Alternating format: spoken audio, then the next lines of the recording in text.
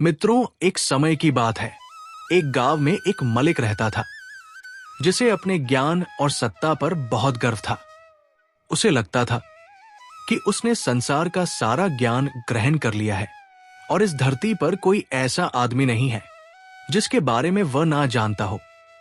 मलिक के गांव वाले सारे लोग तारीफ करते थे, जिसकी वजह से मलिक अहंकार बढ़ता गया। मालिक ने कई विद्वानों से ज्ञान प्राप्त किया था और अब उसे विश्वास हो चला था कि उसके ज्ञान में कोई कमी नहीं है। एक दिन अपने इस अति गर्व के कारण उसने गांव भर में एक घोषणा करवाई। उसने कहा, जो कोई आदमी मेरे सामने 3 ऐसी बातें लेकर आएगा जो मैं नहीं जानता, उसे मैं अपना आधा गांव दे दूंगा। लेकिन अगर वो ऐसा करने में असमर्थ रहा तो उसे मृत्यु दंड दिया जाएगा। मालिक की इस घोषणा से गांव भर में हलचल मच गई। कई लोग इस चुनौती के बारे में सोचने लगे, लेकिन डर के मारे मालिक के सामने जाने का साहस नहीं कर सके। सभी को विश्वास था कि मालिक सब कुछ जानता है और कोई भी उसकी चुनौती का सामना नहीं कर सकेगा। कई दिनों तक कोई आदमी सामने नहीं आया। कुछ समय बाद गांव के बाहर रहने वाला एक युवक, जिसका नाम मानव था, मालिक की इस चुनौती के बारे में सुनता है। मानव बहुत ही चतुर और बुद्धिमान था। उसे मालिक की चुनौती में अपनी क्षमता पर भरोसा था, इसलिए वो मालिक के दरबार में पहुंचा। दरबार में सभी लोग मालिक के निर्णय को सुनने के लिए उपस्थित थे। गांव के प्रसिद्ध लोग वहां मौजूद थे ताकि वे देख सके कि मालिक का निर्णय क्या होगा और ये सुनिश्चित कर सके कि मालिक कुछ भी अनुचित नहीं करेगा। जैसे ही मानव दरबार में पहुंचा, दरबारी उसे देखकर फुसफुसाना लगे कि ये युवक तो अपनी जान गंवाने के लिए आ गया है। मालिक भी उसे देखकर मुस्कुराया और बोला, क्या नाम है तुम्हारा? युवक ने आत्मविश्वास से जवाब दिया, मेरा नाम मानव है। महाराज, मालिक ने कहा, अच्छा तो तुम दावा करते हो कि तुम कुछ ऐसा जानते हो जो मैं नहीं जानता।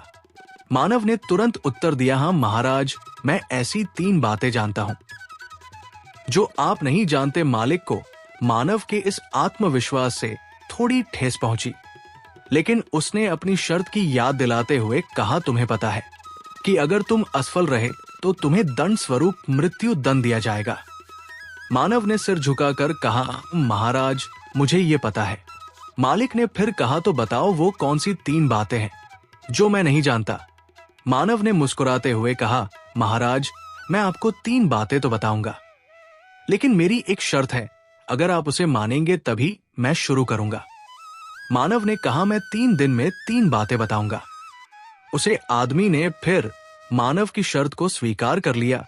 युवक ने अपनी पहली बात बताई, हे मालिक, आपके ज्ञान की ख्याति दूर दूर तक फैली है, लेकिन क्या आप जानते हैं कि आपके गांव में कुल कितने नगरवासी हैं? कितनी जनसंख्या है? मालिक के चेहरे पर थोड़ी परेशानी दिखी, लेकिन वो अपने आप को संभालते हुए बोला, हाँ, मुझे ये जानकारी है। मेरे गांव में कुल 10,000 लोग हैं। मालिक के जवाब को सुनकर दरबारी तुरंत खड़े हो गए और वहां महाराज की आवाजें गांव में गूंज उठी। सभी मालिक की तारीफ करने लगे, लेकिन तभी मानव मुस्कुराने लगा। मालिक उसे हंसता देखकर बोला, तुम क्यों हंस रहे हो? क्या मृत्यु के भय ने तुम्हें पागल कर दिया है? मानव ने शांत स्वर में उत्तर दिया, नहीं महाराज, मेरी मृत्यु आज नहीं है, क्योंकि आपका उत्तर गलत है। जब मैं यहां आ रहा था तभी पास के गांव के बुजुर्ग सोहन दादा का स्वर्गवास हो गया था और उसी गांव में 7 बच्चों का भी जन्म हुआ है। क्या ये बच्चे आपके गांव की जनसंख्या में शामिल नहीं होते? मालिक के दरबार में अचानक शांति छा गई। एक आदमी ने कहा, ये युवक चतुराई कर रहा है। जनसंख्या का आंकड़ा रोज बदलता रहता है। मानव ने आदमी की ओर देखते हुए कहा, मैंने कुछ गलत नहीं कहा। क्या आप इस बात का उत्तर दें कि क्या मैं झूठ बोल रहा हूं? मालिक और दरबारियों ने आपस में विचार विमर्श किया। सभा में उपस्थित प्रतिष्ठित लोगों के कारण मानव की बात को झुठला नहीं जा सकता था, इसलिए पहली बात को सही ठहराया गया। मानव जाने से पहले बोला, मैं कल फिर आऊंगा। मालिक को अब चिंता होने लगी। उसने आदेश दिया, कि रात में गांव की जनसंख्या के आंकड़े की जांच की जाए और उसे बताया जाए। अगले दिन मानव फिर दरबार में पहुंचा। उसके आत्मविश्वास को देखकर मालिक को और भी घबराहट हुई। मानव ने मुस्कुराते हुए कहा, महाराज, आपने अनेक प्रकार का ज्ञान अर्जित किया है, लेकिन कभी कभी दूर की चीजों को देखने में हम पास की वस्तुओं का महत्व नहीं समझ पाते। मालिक ने कहा, बताओ अब क्या नहीं जानता मैं। मानव ने कहा, महाराज, आप इस विशाल गांव के मालिक हैं। क्या आप जानते हैं कि इस महल को किसने बनवाया था? मालिक ने उत्तर दिया, ये हमारे पूर्वजों ने बनवाया था। ये तो मुझे भी पता है। सभा में बैठे लोग खुश हो गए, लेकिन मानव ने शांत स्वर में कहा, मुझे पता है कि ये आपको पता है, लेकिन मैं आपको जो बताने जा रहा हूं वो आपको नहीं पता। मानव ने महल की ओर इशारा करते हुए कहा, इस महल के 3 पैर ना होकर 4 पैर क्यों है? बीच में एक अलग क्यों रखा गया है? मालिक ने उत्तर दिया, ये मजबूती के लिए होगा। मानव ने कहा, होगा या है? महाराज, ये आप सुनिश्चित कर सकते हैं। मालिक के चेहरे पर हल्की सी चिंता की लकीरें उभर आई। उसने गुस्से से कहा, ये मजबूती के लिए ही है।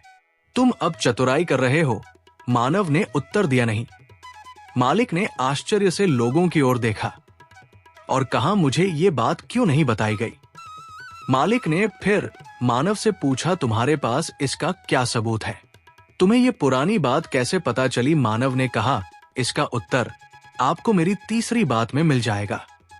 महाराज, मैं कल फिर आऊंगा। मालिक ने उस रात अपने आदमियों को आदेश दिया कि मानव के बारे में पूरी जानकारी प्राप्त की जाए। तीसरे दिन मानव फिर सभा में आया। मालिक ने उसे देखते ही कहा, मुझे पता चल गया है कि तुम कल सच बोल रहे थे। ये महल तुम्हारे पूर्वजों ने बनाया था, लेकिन अब तुम मुझे और कुछ नहीं सिखा सकते। तुम्हें दंड मिलना तय है। मानव मुस्कुराते हुए बोला, महाराज, आपके वचन से ये बात ठीक नहीं लगती। आपके परिवार में तो वचन से मुकने की परंपरा रही है। मालिक ने गुस्से से कहा, तुम्हारी हिम्मत कैसे हुई हमारे परिवार का अपमान करने की? कौन सा वचन से मुकरा हमारा परिवार? मानव ने उत्तर दिया, जब मेरे पूर्वजों ने आपके पूर्वजों जी को ये महल दिया था, तो आपके पूर्वजों ने प्रसन्न होकर 200 एकड़ भूमि और 500 सोने की मुद्राएं देने का वचन दिया था। लेकिन उनके स्वर्गवास के बाद वो वचन पूरा नहीं हो सका। मालिक को मानव की बात सुनकर भारी आश्चर्य हुआ। महल में सन्नाटा छा गया। मालिक ने गुस्से से कहा, तुम्हारे पूर्वजों को 200 एकड़ जमीन और 500 सोने की मुद्राएं देने का वचन, ये तुम क्या बकवास कर रहे हो? मानव ने शांत स्वर में कहा, महाराज, ये कोई बकवास नहीं है। जब मेरे पूर्वज ने ये महल आपके पूर्वजों को भेंट किया था, तो उन्होंने वचन दिया था कि मेरे पूर्वजों को 200 एकड़ जमीन और 500 सोने की मुद्राएं दी जाएंगी। लेकिन आपके पूर्वज का जल्दी ही स्वर्गवास हो गया और वो वचन पूरा नहीं हो सका। तब मेरे पूर्वज ने कहा था कि जब अगला मालिक होगा तो वो हमें ये उपहार देगा। तभी से हम प्रतीक्षा कर रहे हैं। मेरे पूर्वज, फिर मेरे पिता और अब मैं तीनों ने इस वचन का पालन होते देखने का इंतजार किया, लेकिन अब तक कोई ये वचन पूरा करने नहीं आया। मालिक के चेहरे पर गहरी चिंता की रेखाएं उभर आई। ये सुनकर दरबार में भी हलचल मच गई। मालिक को लगा कि मानव की बात झूठी नहीं हो सकती। मालिक ने सोचा कि यदि वो कहता है कि उसे ये वचन पता नहीं था, तो उसे अपने गांव का आधा हिस्सा मानव को देना पड़ेगा। और यदि वो स्वीकार करता है कि उसे वचन पता था, तो उसे अपने पूर्वजों की प्रतिष्ठा को बनाए रखने के लिए वो उपहार देना होगा जो उसके पूर्वज ने वादा किया था। मालिक समझ गया कि वो अपने ही जाल में फंस गया है। मालिक ने गहरी सांस लेते हुए कहा, हाँ, मुझे ये बात पता थी, लेकिन मैं इसे जानबूझ नहीं टाल रहा था। ये बात मेरे ध्यान से हट गई थी, पर अब मैं अपने पूर्वज के दिए गए वचन का सम्मान करूंगा। मालिक का स्वर गंभीर था, लेकिन भीतर ही भीतर वो गुस्से और शर्म से जल रहा था। उसने अपने लोगों की ओर देखा, जो पहले चापलूसी में जुटे थे, अब एकदम चुप खड़े थे। मुझे ये वचन पूरा करना होगा। मालिक ने दरबार में घोषणा की, मैं अपने पूर्वज का दिया हुआ वचन निभाऊंगा। मानव, तुम्हें 200 एकड़ भूमि और 500 सोने की मुद्राएं दी जाएंगी। दरबार में सन्नाटा छा गया। मालिक को इस घोषणा के बाद अपने धर्म का पालन करने के साथ साथ अपनी प्रतिष्ठा की भी चिंता थी। मानव ने सिर झुकाकर मालिक का आभार व्यक्त किया, लेकिन उसके चेहरे पर वही संतुष्टि थी जैसे उसे पता था कि अंततः यही होने वाला था। मालिक ने अपने लोगों को आदेश दिया, इस वचन का पालन तुरंत किया जाए। मानव को वो भूमि और सोने की मुद्राएं प्रदान की जाए जिनका वादा मेरे पूर्वजों ने किया था। इसके बाद मालिक ने फिर से महल की ओर मुड़कर कहा, मानव, अब मैं तुम्हारे प्रश्नों की परीक्षा समाप्त करता हूं। तुमने 3 बातें कही थी जिनमें से 2 की पुष्टि हो चुकी है। अब तुम्हारी तीसरी बात क्या है? बताओ, तुम्हें क्या ज्ञात है जो मुझे नहीं पता? मानव ने शांति से उत्तर दिया, महाराज, मेरी तीसरी बात वही है जो आपने अब स्वयं सिद्ध कर दी है।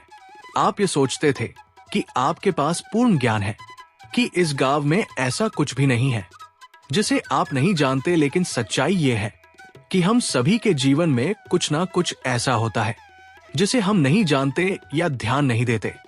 यही अहंकार हमें अंधा बना देता है।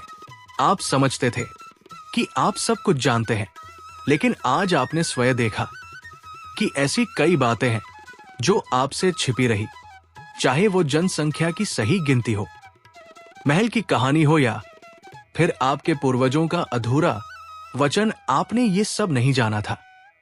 मालिक चुप हो गया। मानव की बातें उसे भीतर तक झकझोर गई। उसने कभी नहीं सोचा था कि उसका अभिमान इस तरह चुनौतीपूर्ण स्थिति में उसे ले आएगा। मालिक को अब यह समझ में आ चुका था कि उसके अहंकार ने उसे कितना सीमित कर दिया था। उसने गहरी सांस लेते हुए कहा, तुम्हारी बात सही है मानव, मैं ये स्वीकार करता हूं कि मुझे सब कुछ नहीं पता। आज तुमने मुझे ये सिखाया है कि किसी भी मनुष्य के पास पूर्ण ज्ञान नहीं हो सकता। मालिक ने अपने लोगों की ओर देखा और कहा, ये युवक आज हमें एक महत्वपूर्ण सबक दे गया है। ज्ञान का अभिमान खतरनाक होता है। हम सभी को इससे बचना चाहिए। आज से मैं अपने ज्ञान को लेकर अभिमान नहीं करूंगा, बल्कि इसे और अधिक विनम्रता से ग्रहण करने का प्रयास करूंगा। इसके बाद मालिक ने मानव को सम्मानित किया।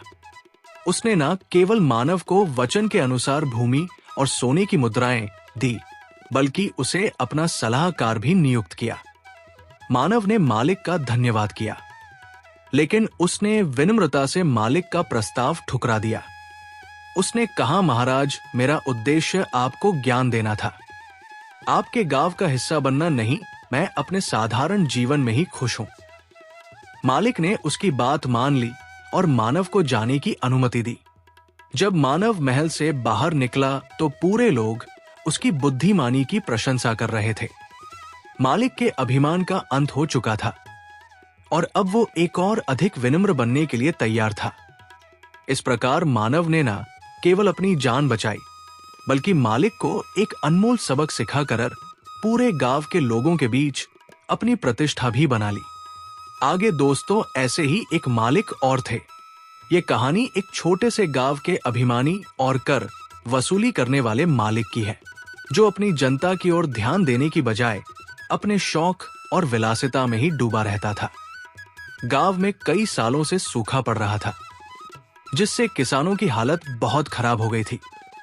बारिश न होने के कारण फसल नष्ट हो रही थी और किसानों के पास ना तो खेती करने के लिए पर्याप्त धन था और ना ही बीज या अन्य आवश्यक संसाधन।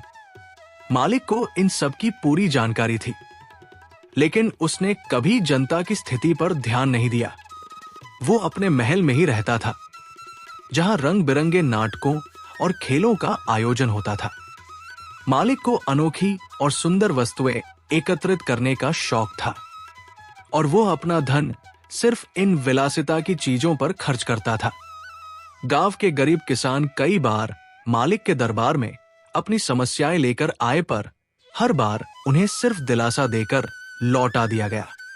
किसानों ने मालिक से कर माफी की गुहार लगाई, लेकिन मालिक के कानों तक उनकी आवाज नहीं पहुंची। ऐसे ही एक दिन गांव के एक आदमी ने गांव वालों से कहा कि वह एक ऐसे आदमी को जानते हैं जो बहुत ही बुद्धिमान और चतुर है, शायद वही किसी तरह मालिक को समझा सके और किसानों की मदद कर सके। आदमी ने उस आदमी का पता लगाया और पूरे गांव को लेकर उसके पास गए। उन्होंने उस बुद्धिमान आदमी को गांव की सारी समस्याएं बताई और उससे मदद की गुहार लगाई। बुद्धिमान आदमी ने किसानों की हालत देखकर उनकी मदद करने का वादा किया। उसने कहा कि वो मालिक से मिलने जाएगा और उनकी समस्या का हल निकालने की कोशिश करेगा। बुद्धिमान आदमी ने मालिक से मिलने की इच्छा जताई, लेकिन मालिक ने पहली बार में उससे मिलने से मना कर दिया। उस आदमी ने मालिक के बारे में जानकारी जुटाई और पता चला कि मालिक को अनोखी और अनमोल वस्तुएं इकट्ठा करने का बहुत शौक है। उसने सोचा कि इसी शौक का फायदा उठाकर वो मालिक से मिल सकता है। फिर उसने मालिक से कई बार मिलने की कोशिश की और अंत में मालिक ने उसे दरबार में बुलाया। जब वो बुद्धिमान आदमी मालिक के सामने आया तो मालिक ने पूछा, क्या कहना चाहते हो? अगर किसी समस्या के बारे में बताने आए हो तो मैं कुछ नहीं कर सकता। बारिश और सूखे पर मेरा कोई नियंत्रण नहीं है। बुद्धिमान आदमी ने कहा, महाराज, मैं आपकी जनता की समस्या लेकर नहीं आया हूं। मैंने तो आपके अद्भुत शौक के बारे में सुना है कि आपको अनमोल और दुर्लभ वस्तुओं का संग्रह करने का बड़ा शौक है। मेरे पास एक ऐसी कला है जिससे मैं एक अनमोल और खूबसूरत वस्तु बना सकता हूं जो इस दुनिया में किसी के पास नहीं है। मालिक उसकी बात सुनकर चकित हो गया और उत्सुकतावश पूछा, कहाँ है? वो वस्तु तुम्हारे इस वर्णन ने मेरी जिज्ञासा को और बढ़ा दिया है। बुद्धिमान आदमी ने उत्तर दिया, महाराज, उस वस्तु का निर्माण करने के लिए मुझे कुछ धन चाहिए। मैं किसी भी मालिक के दरबार में जा सकता था, लेकिन मैंने आपको चुना क्योंकि इसके पीछे एक विशेष कारण है जिसे मैं आपको अभी नहीं बता सकता। मालिक ने कहा, धन की कोई कमी नहीं है, लेकिन पहले बताओ वो वस्तु कहाँ है और उसका निर्माण कब होगा? आदमी ने जवाब दिया, उस वस्तु के निर्माण में 1 साल का समय लगेगा और उसकी प्रक्रिया को मैं गुप्त रखूंगा। यह रहस्य मैं किसी को नहीं बता सकता। मालिक के दरबार में यह सुनकर खलबली मच गई। कई मंत्रियों ने आदमी पर संदेह जताया और कहा कि वो झूठ बोल रहा है, लेकिन बुद्धिमान आदमी ने अपने आत्मविश्वास और शांति से मालिक को विश्वास दिलाया। अंततः मालिक ने उसकी बात मान ली और उसे धन देने का वादा किया। मालिक ने यह भी चेतावनी दी कि अगर 1 साल बाद वो वस्तु नहीं मिली तो उस आदमी को मृत्यु दंड दिया जाएगा। बुद्धिमान आदमी ने शांति से कहा, अगर मैं असफल हुआ तो मैं आपका दंड स्वीकार करूंगा, लेकिन यदि वस्तु आपको पसंद आई तो आप मुझे मुंह मांगा इनाम देंगे। मालिक ने उसकी शर्त मान ली और उसे जितना धन चाहिए था उतना देने का आदेश दिया। बुद्धिमान आदमी उस धन को लेकर गांव लौट आया और वो सारा धन किसानों में बांट दिया। धीरे धीरे वो हर 10 से 15 दिनों में मालिक के दरबार से धन लेकर जाता और किसानों की मदद करता। समय बीतता गया और 1 साल पूरी होने वाली थी। मालिक और उसके मंत्री अब चिंतित होने लगे थे क्योंकि बहुत सारा धन खर्च हो चुका था। आखिरकार 1 साल ने पूरे हुए और बुद्धिमान आदमी फिर से मालिक के दरबार में आया। उसने मालिक से अकेले में मिलने की इच्छा जताई। मालिक ने उसे अपने कक्ष में बुलाया और पूछा, क्या तुम्हारे पास वो अनमोल वस्तु तैयार है? आदमी ने उत्तर दिया, महाराज, वस्तु तैयार है, लेकिन जैसा मैंने पहले बताया था, ये वस्तु केवल उसे दिखाई देगी जिसका मन निर्मल हो, जिसने कभी झूठ नहीं बोला हो और जो सबसे शक्तिशाली हो। ये वस्तु छोटे गांव के मालिक को नहीं बल्कि पृथ्वी के सबसे महान मालिक को दिखाई देगी। मालिक ये सुनकर थोड़ा चिंतित हो गए। वो सोचने लगा कि क्या वह इस वस्तु को देख पाएगा। कुछ दिनों बाद वो आदमी एक चांदी की थाल लेकर दरबार में आया। दरबार में हलचल मच गई। लोग आपस में चर्चा करने लगे कि इस आदमी ने तो सिर्फ एक थाल लाया है और कोई वस्तु नहीं। मालिक ने थाल की ओर देखा, लेकिन उसे कुछ दिखाई नहीं दिया। फिर भी अपनी प्रतिष्ठा बचाने के लिए वो दरबार के सामने बोला, बहुत ही अद्भुत, मैंने ऐसी वस्तु पहले कभी नहीं देखी। मालिक की बात सुनकर दरबार के लोग चकित हो गए। वो बुद्धिमान आदमी मुस्कुराया और बोला, महाराज, आप ही इस वस्तु के योग्य हैं। आप इस धरती के सबसे महान और शक्तिशाली मालिक हैं। मालिक ने खुश होकर उसे मुंह मांगा इनाम दे दिया। वो बुद्धिमान आदमी उस धन को लेकर फिर से गांव लौट आया और किसानों में बांट दिया। इस तरह उसने मालिक को उसकी अभिमान की दुनिया से बाहर निकालकर किसानों की मदद की। कुछ समय बाद गांव में बारिश भी हुई और फसलें अच्छी हुई। इस प्रकार एक चतुर और बुद्धिमान आदमी ने अपनी सूझबूझ से न केवल मालिक को सबक सिखाया, बल्कि पूरे गांव को भी बचाया। तो मित्रों, इसलिए कहते हैं, अभिमान से किसी का कभी भला नहीं हुआ। मित्रों, उम्मीद है हमारा आज का वीडियो जरूर पसंद आया होगा। ऐसे ही वीडियो पाने के लिए हमारे चैनल को सब्सक्राइब करें और हमारे वीडियो को लाइक करें, ज्यादा से ज्यादा शेयर करें। कमेंट सेक्शन में जय श्री कृष्णा जरूर लिखिए। धन्यवाद मित्रों।